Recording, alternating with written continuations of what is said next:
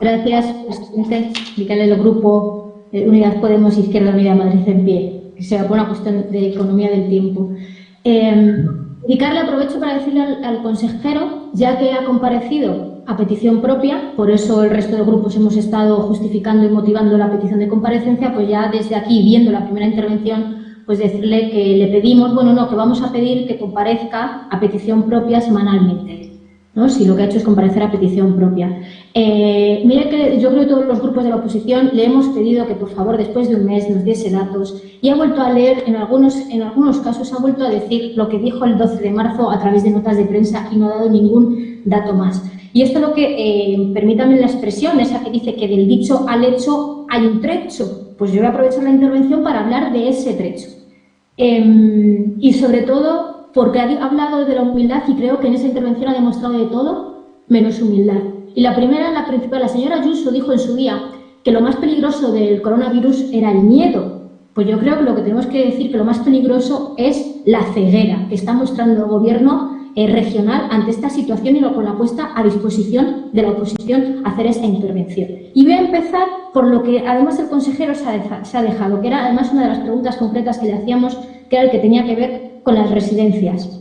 ¿Qué día que va a dejar para después? Lo que demuestra y lo que es la cara más cruel de esta pandemia, que muestra que es el producto de la política privatizadora más voraz, que ha hecho negocio con las vidas de nuestros mayores y diga, que luego ya después contestará, pues ya dice, deja mucho que desear, pero no es la primera vez, porque la reunión que hizo hace una semana tampoco fue capaz de decir nada de las residencias. Estamos hablando de más de 4.000 muertes de mayores en nuestras residencias sociosanitarias y residencias de mayores, sin tener información concreta del número de fallecidos por cada uno de estos centros, con situaciones límite y dantescas que han estado conviviendo personas vivas y personas muertas con un personal y unos profesionales que han estado y están al límite, al desborde y sin medios técnicos. El 12 de marzo, hace un mes, el propio consejero dijo que las residencias se van a medicalizar y los mayores contagiados serán atendidos allí mismo. Desde entonces,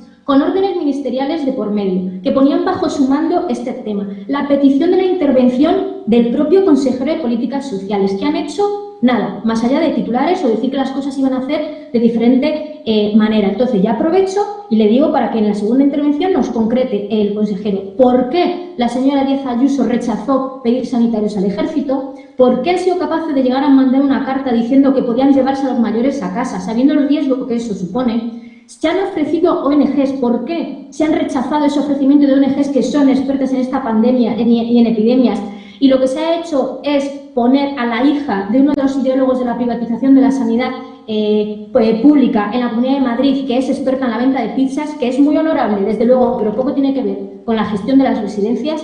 Y recordarle que el 7 de abril le mandamos una carta de nuevo pidiendo la medicalización urgente de las residencias y le preguntábamos que cuántas habían medicalizado, tanto que decía que se iban a hacer, cuántas están clasificadas tal y como establecen las órdenes ministeriales, cuántos test se han hecho, cuántos profesionales sanitarios se han incorporado y cómo están informando a las familias. ¿Saben lo único que tenemos después de un mes? Ya esto como sociedad, el debe más grande de esta cuestión, porque hemos dejado abandonada a toda una generación en este país y en esta región que, insisto, que llevamos el más del 50% de personas mayores abandonadas. Una generación que ha dado todo por salir adelante, que ha pasado una guerra, una posguerra y están muriendo en el olvido.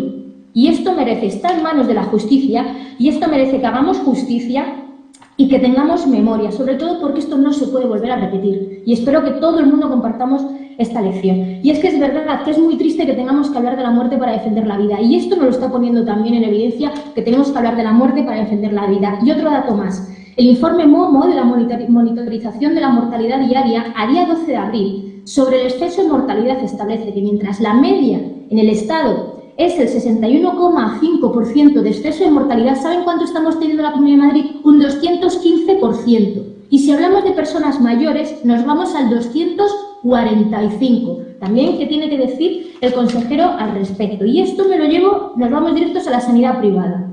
Ese plan histórico, literal, que ha dicho, es el mismo plan que hace un mes que pedimos por escrito. Ese plan que no tenemos, más allá de la nota de prensa.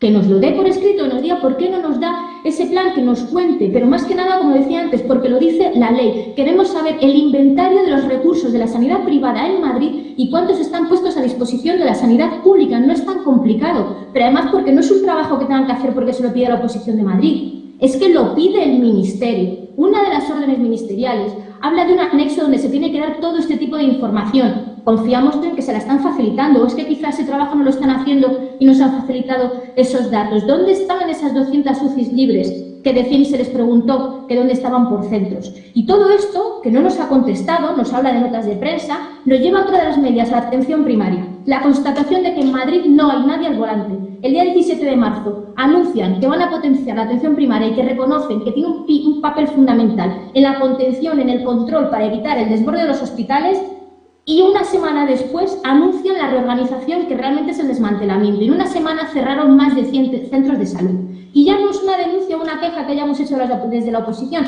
El propio Colegio Oficial de Médicos les ha dicho que esa medida ni es efectiva para el control de la enfermedad, que puede tener consecuencias nefastas, que luego ya tendremos tiempo de hablar de noticias como el aumento de apertura de domicilios, donde estamos encontrando a personas fallecidas en su interior, y sobre el seguimiento de patologías crónicas que no se están pudiendo hacer. Es decir, lo que han hecho es desvestir un santo para vestir lo que ustedes quieren que sea su santo, la joya de la corona, o en este caso, la joya del corona. Lo que ha dicho el Hospital de IFEMA en ese ranking y esa cosa mediática de los hospitales más grandes de España, que también nos dirá por qué se preveían 5.000 camas, que al final son 1.600, que aquí recordemos que son bastantes menos de las que ha cerrado y ha recortado el Partido Popular en los últimos años. Pero ya tendremos, sobre el debate de cómo la sanidad madrileña ha hecho frente a esta pandemia, ya hablaremos más adelante. Del personal. El porcentaje de profesionales contagiados es de los mayoritarios, no solamente de los del SERMAS, sino de servicios de limpieza, de celadores, etcétera. Tampoco ha dicho nada de eso. No nos hable de toneladas de EPIs que acaban de llegar ahora cuando llevamos